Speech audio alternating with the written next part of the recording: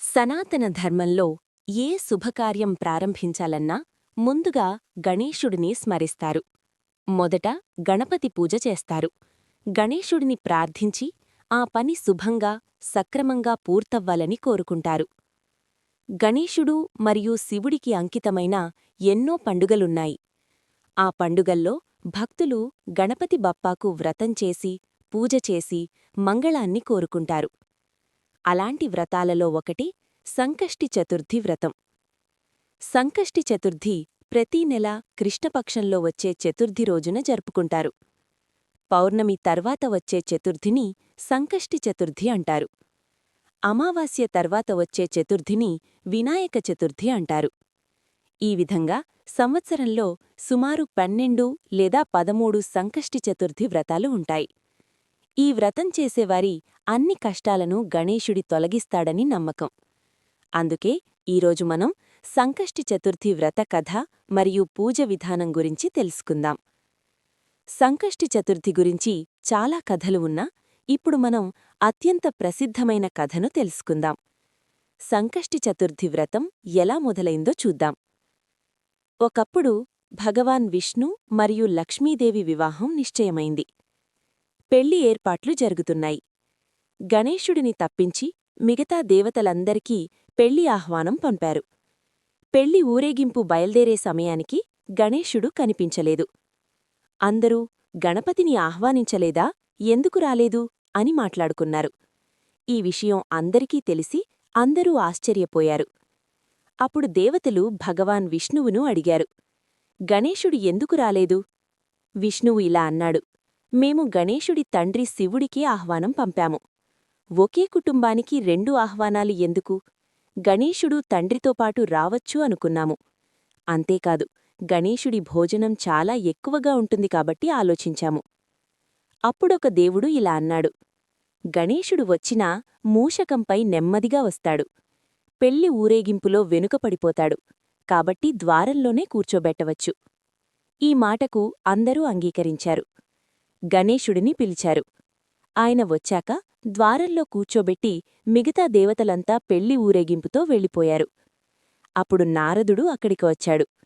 గణేశుడు ద్వారంలో కూర్చొని ఉండటం చూసి అడిగాడు, గణేశుడు, నన్ను అవమానించారు, ద్వారపాలకుడిలా కూర్చోబెట్టారు అని చెప్పాడు. నారదుడు గణేశుడికి ఒక ఉపాయం చెప్పాడు. మీ మూషకసేనను పంపండి. అది పెళ్లి ఊరేగింపు ముందుకు వెళ్లి మార్గం అడ్డుకుంటుంది. అప్పుడు పెళ్లి ఊరేగింపు ఆగిపోతుంది. గణేశుడు అలాగే చేశాడు. పెళ్లి ఊరేగింపులోని వాహనాల చక్రాలు భూమిలోకి దిగిపోయాయి. ఎంత ప్రయత్నించినా బయటకు రాలేదు. కొన్ని చక్రాలు విరిగిపోయాయి. ఏమి చేయాలో ఎవరికీ తెలియలేదు. అప్పుడు నారదుడన్నాడు, ఇది గణేశుడి అవమానం వల్ల జరిగింది. ఆయనే దీన్ని సరిచేయగలరు. శుభంగా పని పూర్తవ్వాలంటే ఆయనను పూజించి పిలవాలి. అప్పుడు నందిని గణేశుడిని పిలవడానికి పంపారు. గణేశుడు వచ్చిన తర్వాత గౌరవంగా పూజ చేశారు. వెంటనే చక్రాలు భూమి నుంచి బయటకు వచ్చాయి. కాని విరిగిన చక్రాలు ఎలా బాగుచెయ్యాలి అనే సమస్య వచ్చింది. దగ్గర్లో ఒక కార్మికుడు పనిచేస్తున్నాడు. అతన్ని పిలిచారు. అతను గణేశుడి నామం స్మరించి పనిచేసి చక్రాలను సరిచేశాడు. ఆ తర్వాత ఆ కార్మికుడన్నాడు, మీరు ముందుగా గణేశుడిని పూజించలేదు కాబట్టి ఈ సమస్య వచ్చింది. ఈ లోకంలో ఏ పని మొదలుపెట్టినా ముందుగా గణపతిని స్మరిస్తారు. మీరు దేవతలైనా ఆయనను మరిచిపోయారు. ఇకపై గణేశుడి జయకారం చేస్తూ ముందుకు వెళ్ళండి. ఎలాంటి అడ్డంకులు రావు. గణేశుడు అన్ని కష్టాలను తొలగిస్తాడు. అలా గణేశుడి జయకారం చేస్తూ పెళ్లి ఊరేగింపు ముందుకు సాగింది. విష్ణు, లక్ష్మీదేవి వివాహం సుఖంగా పూర్తయింది. అందరూ ఆనందంగా తమ ఇళ్లకు వెళ్లారు. అప్పటినుంచే సంకష్టి చతుర్థిని జరుపుకోవడం మొదలైంది. ఈ రోజున చాలామంది వ్రతం చేస్తారు. ఇప్పుడు సంకష్టి చతుర్థి వ్రతం ఎలా చేయాలో చూద్దాం. ఉదయం తొందరగా లేచి స్నానం చేసి శుభ్రమైన బట్టలు ధరించాలి. గణేశుడి విగ్రహాన్ని లేదా చిత్రాన్ని శుభ్రం చెయ్యాలి. పువ్వులతో అలంకరించాలి. బెల్లం, పుష్పాలు, నీరు, ధూపం, చందనం, కొబ్బరి, మిఠాయి, ఫలాలు అర్పించాలి. సాయంత్రం మళ్లీ స్నానం చేసి ప్రసాదం తయారుచేసి గణేశుడికి అర్పించాలి. సంకష్టి వ్రత కథ చదవాలి. తర్వాత గణేశుడిని ప్రార్థించి, ప్రతి పని మొదలుపెట్టే ముందు నిన్ను స్మరిస్తాను. నా కష్టాలను తొలగించు అని కోరాలి. ఆరతి చేసి ప్రసాదం పంచాలి. ఈ విధంగా సంకష్టి చతుర్థి వ్రతం పూర్తవుతుంది.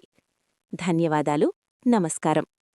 ఈ వీడియో మీకు నచ్చినట్లయితే తప్పకుండా లైక్ చేయండి, మీ స్నేహితులతో షేర్ చేయండి, ఇంకా మా ఛానల్ను సబ్స్క్రైబ్ చేయండి.